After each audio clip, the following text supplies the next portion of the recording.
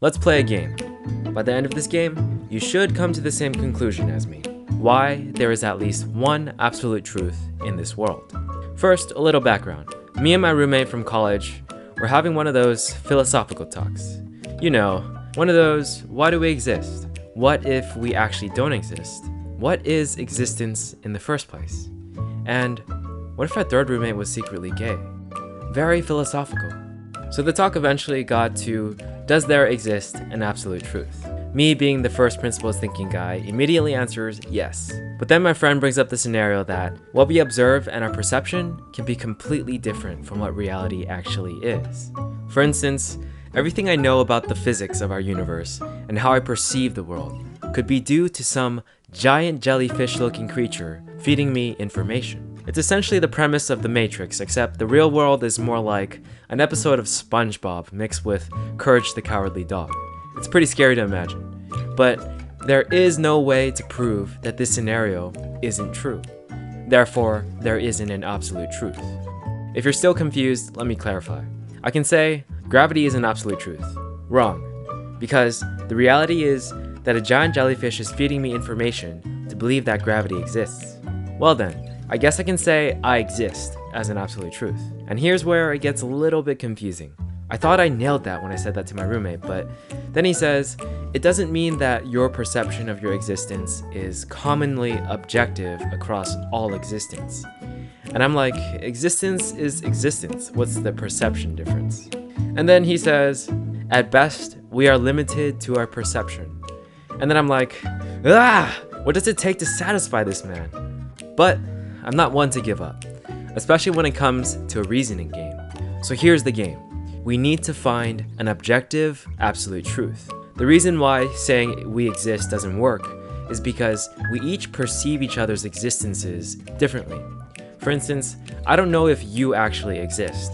Therefore, I can't verify that it's an objective, absolute truth. Maybe you think you can, but then it becomes a subjective truth. So here goes.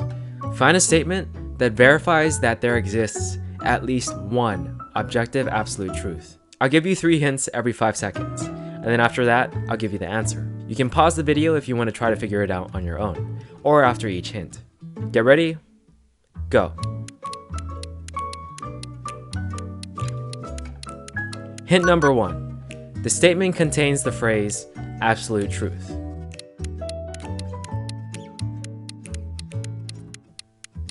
Hint number 2. The statement creates a paradox. Hint number 3. It isn't the statement itself that is necessarily an absolute truth.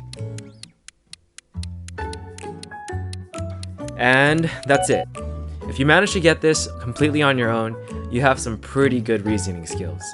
The statement I came up with, none of us can know that an objective absolute truth exists for certain. Another valid statement could have been, there are no absolute truths. If the statement is true, then that is an absolute truth, creating a paradox. If the statement is false, then that means there are absolute truths that exist.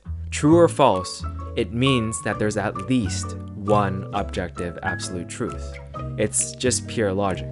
So the next time you say there doesn't exist any absolute truths, realize that the statement you're saying is a paradox, because if it were true, that is the one absolute truth. And if it's false, then you're just wrong. And there are other absolute truths. Anyways, I had fun having that heated discussion with my roommate in 2018. Perhaps there's more that you guys can add to this discussion in the comments.